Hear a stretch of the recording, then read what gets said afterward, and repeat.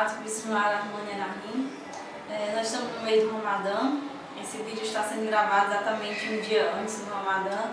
Devido a meu amigo aqui, Daniel, ser muito ocupado, então a gente demorou um pouquinho para fazer esse vídeo. E esse vídeo nós vamos falar sobre o Ramadã, não sobre o Ramadã em si, mas sobre a dieta do Ramadã. Diferentemente dos outros meses, né? O Ramadã é o mês do jejum. Nós fazemos jejum de 29 a 30 dias, porque nós obedecemos o calendário lunar. Então o mês pode ser de 29 ou pode ser de 30 dias. Nós só vamos saber quando estiver quase no final. E diferente das outras religiões, o nosso jejum ele é mais rigoroso. Então algumas religiões fazem o jejum, elas se abstêm de comida, de determinados alimentos, e por um período. Por exemplo, os cristãos na quaresma, né, eles se abstêm de carne vermelha. Nós muçulmanos, a gente se abstém de comida do amanhecer ao pôr do sol. Aqui no Ceará o horário é mais ou menos de 4h30 da manhã até as 5h30 da tarde, 17h30. Então nesse horário nós não nos alimentamos, não bebemos água e nos abstemos também de relações sexuais. Esse é o mês, isso é o que se diz no Ramadã, o que se faz no Ramadã, tá? E para quem não é muçulmano, não se preocupe, nós não morremos, não acontece nada com a nossa saúde, muito pelo contrário. A gente tem um uso dessas energias que estão armazenadas, e aí a gente começa a usar essas energias, diminuir as enzimas do nosso corpo. E baseado nisso, para os novos muçulmanos que estão cheios de dúvidas, o que comer, como proceder, se vai perder peso, se vai ganhar peso, que tipo de alimento vai ser benéfico para eles, né? Eu vim conversar com o Daniel, que é nutricionista, Daniel Coimbra, ele é nutricionista e nutricionista esportivo. Além de ser nutricionista, ele tem especialização em nutrição esportiva. Então, os muçulmanos que fazem academia, eu vou fazer algumas perguntas para eles de como proceder com essa, para não interromper o seu exercício, sua musculação, jiu-jitsu, judô, seja qual for a prática do esporte que vocês fizerem.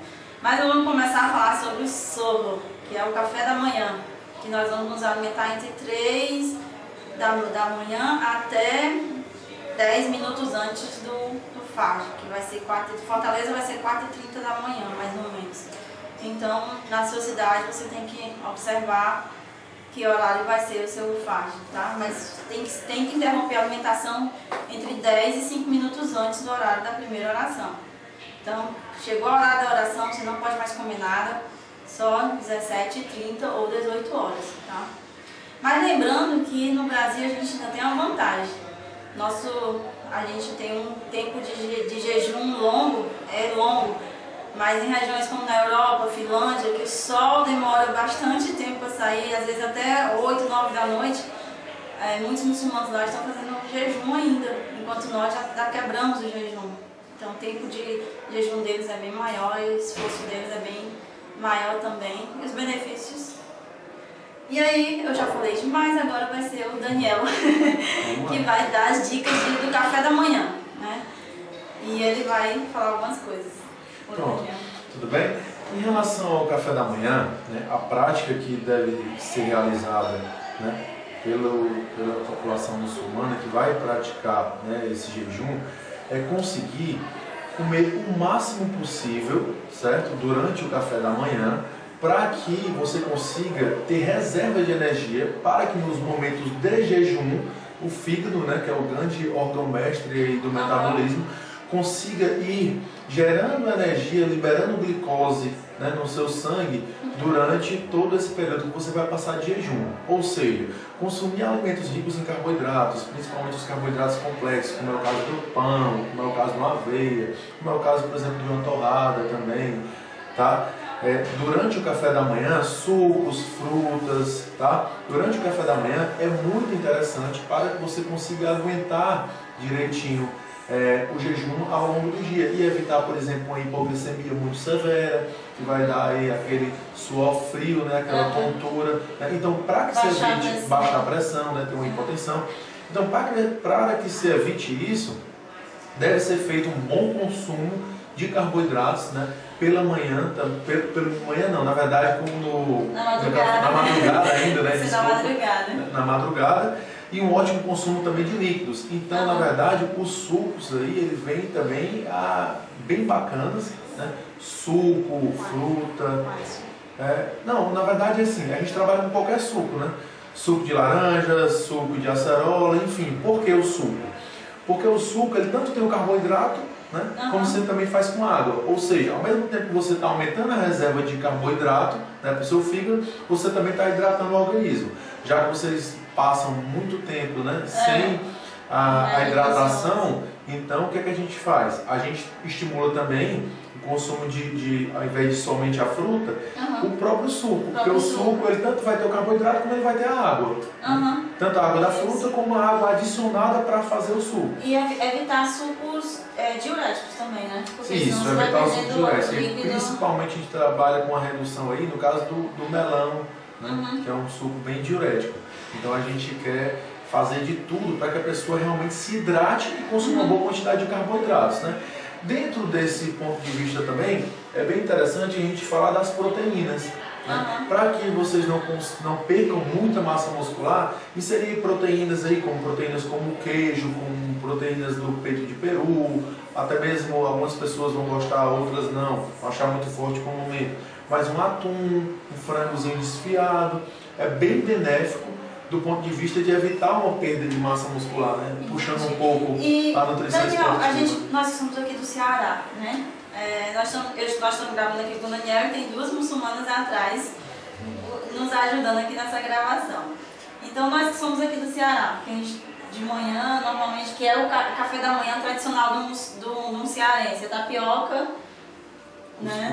Cuscuz com a carninha moída. Aí no caso, por conta da carne de boi ser mais difícil de digestão, complicado, a gente substituiria por atum ou pelo frango. Isso. Na verdade, nesse momento, tem muita gente que acaba de acordar e não consegue comer muito. Então a carne vermelha acaba que ela ia ser de difícil digestão, realmente. Mas, por exemplo, um cuscuz ele é bem-vindo, no caso desse, uma tapioca ele é bem-vinda, certo? Mas esse consumo ele deve ser feito também com carboidratos um pouco mais complexos. Ou seja, carboidratos que vão te aumentar a energia. Né? Não só de forma rápida, mas vão conseguir estocar muita energia no teu fígado para que você possa, durante o processo de jejum, obter a energia através do fígado, da liberação lenta de glicose. E, por exemplo, no sul as pessoas não têm o hábito do cuscuz, como nós, né? Então, o milho substituiria esse milho cozido, substituiria com certeza substituiria. Né?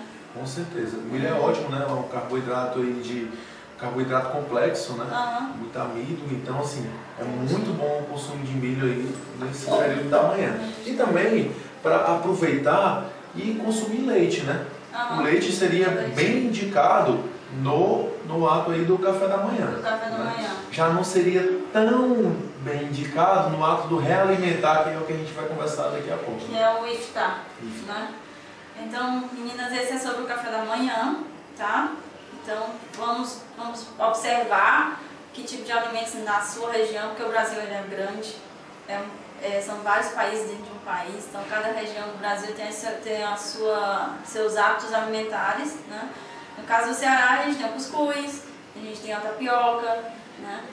No sul, você pode comer, não tem o cuscuz, mas tem o milho, então você pode ter um milhozinho cozido de manhã, que é muito bom. E agora, sim, agora eu lembrei, não vamos interromper agora essa parte do sul. Eu lembrei que no sul está frio, então de manhã, café da manhã, né, por conta do frio, muita gente toma chocolate quente, né? Chocolate quente pode ser administrado sim. O que não é muito ideal, que pode ser que algumas pessoas venham fazendo, é o café. Porque o excesso de cafeína ele também pode ser diurético. Então, no sentido de você não perder líquido, você não pode beber nem café, nem bebida com cola também, né? E alguns chás que são chás diuréticos também. Diuréticos também, né? Então tá Okay. bom, vamos ao próximo bloco que vai ser sobre o iftar.